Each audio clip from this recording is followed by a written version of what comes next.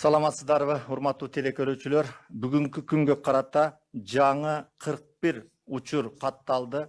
Анын ичинен Бишкек шаарында 12, Чүй областында 3, Ош областында 18, Ош шаарында 6, Нарын областында 2.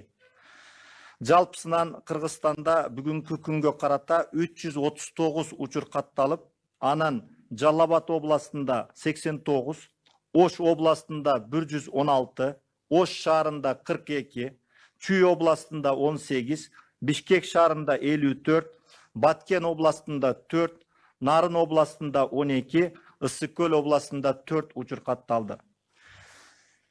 Бир сутканын ичинде ооруканадан 5 жаран жакшы болуп дарыланып чыкты. Алар бирөө Ош областынан, 3-өө Жалал Абад шаарынан, 1-өө Бишкек шаарынан.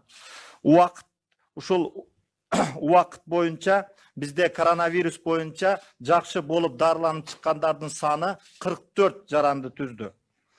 Тилекке каршы медициналык кызматкерлер дагы 12 учур катталып, анын ичинен 8 учуру Бишкек шаарында, 1 учуру Нарын областында, 3 учуру Ош шаарында. Жалпысынан 51 учур катталды. Катталгандардын ичинен 176 аялдар, 163 эркектер. Жаңы катталгандардын ичинен 22 аял, 19 эркек. Жашына карата 15 жашка чейинкилердин саны 35, анын ичинен 2 1 жашка чейин, 16-дан 19-га чейин 11, 20-дан 35-ке чейин 79, 36-дан 55-ке чейин 125, 56 андан улуулар 89-ду түздү.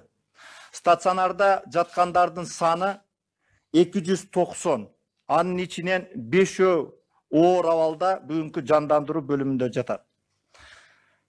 Анализге 23.870 анализга алынды, анын ичинен 22.471 анализи чыкты.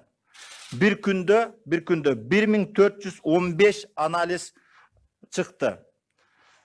Катнашкандардын саны 6251-ді түздү. Анын биринчи категориясы 1070, экинчи категориясы 5181.